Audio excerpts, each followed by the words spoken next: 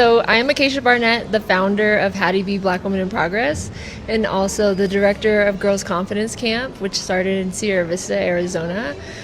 We, as a lot of people know, are trying to build a hotel facility for our summer camp. And here I have with me our secretary of Hattie B, Black Women in Progress, Rosalie Ortiz. And we have Nicole Stocks, who is our photographer slash treasurer. And then we have Jekka Gates, who is our subcommittee member, and she helps us out a lot with camp when it comes to interns and volunteers logistics. Perfect. And so can you, for the folks that do not know about this hotel initiative, can you give us a little background on that and how people can learn to or find out more information about that, donate, help support you in any way they can? Yeah, so we do have a website. It's Hattie B, BWIP.org, and you can find our capital campaign there.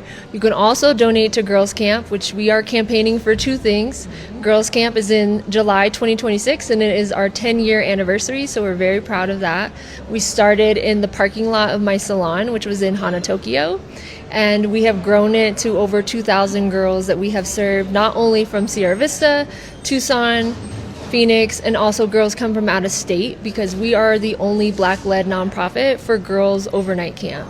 And we find that it's very important to have these inclusive spaces. Our camp is not just for Black girls. Our camp is for everyone, but our board is Black-led. So you can see that Jekka is our subcommittee member. She helps us with being a volunteer first, and then she grew to that role. But it's very important for us to remember where we come from and remember the legacy of Black Women in Progress. And it also helps us to write grants to get funding that way. So we don't want to lose sight of that, but also we want to immerse girls into different cultures so that they can learn and be more accepting of people. And there's no better way to do that than put girls together. So that's how Girls Camp started, and we serve girls for day camps 6 to 18, which we do all year long. So those are really mini snippets of our program that families get to introduce themselves to us, or we get to let them know who we are, and they get to experience what our program is like, and then they get comfortable enough to then send them to overnight camp, which is 7 to 18. And we get girls from Sierra Vista who are just returning every year. They're so excited. They're in a group chat with their friends, asking who's coming back to summer camp. So we've really grown this into something really beautiful that we're very proud of.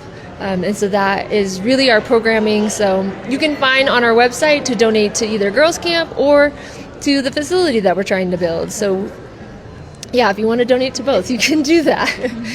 We've found that renting these facilities, they reflect poorly on us because we can't control if it's dirty. We can't control if the food is bad. We can't control if the facility doesn't have air conditioning.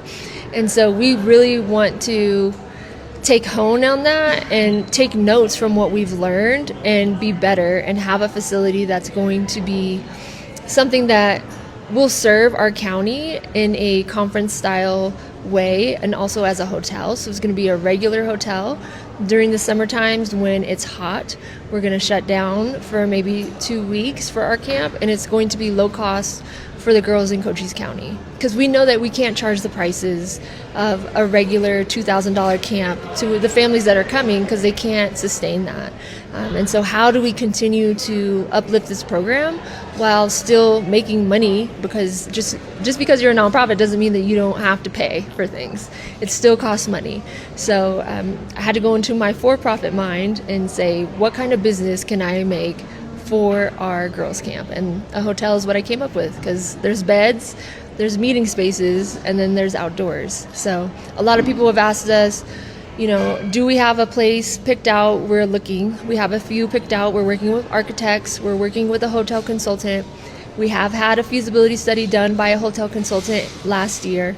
We have talked to the city of Bisbee about this last year with the hotel consultant. So I've been working on this behind the scenes. It's just I let all of you know that it's happening. And so I think that's where a lot of the uncertainty and maybe just shock from what we're doing came from. But we've been working on this for a really long time, and we're really excited to see it come through. Wonderful. And where do you have in mind of this hotel going, or some areas that you're scouting out right now? Yeah, so we're looking in Bisbee. We're looking in kind of outside near San Jose, like the older districts of Bisbee. We obviously can't be in Old Bisbee, downtown, there's no places for us to do outside hiking or doing archery or low ropes and high ropes activities that we need to do with the girls that we want our facility to have. And also we cannot get the required insurance just because of the fires. So we're looking at a couple of spaces and we'll be making a decision here soon. So we're really excited about that. Excited to see what land that we choose. Perfect. And for those folks who are curious about the funding aspect of this, is there grants involved, or is this 100% kind of fundraising type thing? How does that look? Yeah, so it's everything. It's all the above when you run a nonprofit. Partnerships, we're partnered with Arizona State University, we're partnered with the Arizona Science Center. Collaboration is a really big key piece to writing grants, and so we leverage that so much. Obviously, we are writing grants not just for Girls Camp, but we're writing grants for capacity building and to have this facility be built. So I would say it's a really good mix of grants and also fundraising, capital gain, and getting the funds that way. Okay, and so for any folks that are interested in donating or learning more, they can visit your website and find out all that information? Yeah, at HattieBWIP.org.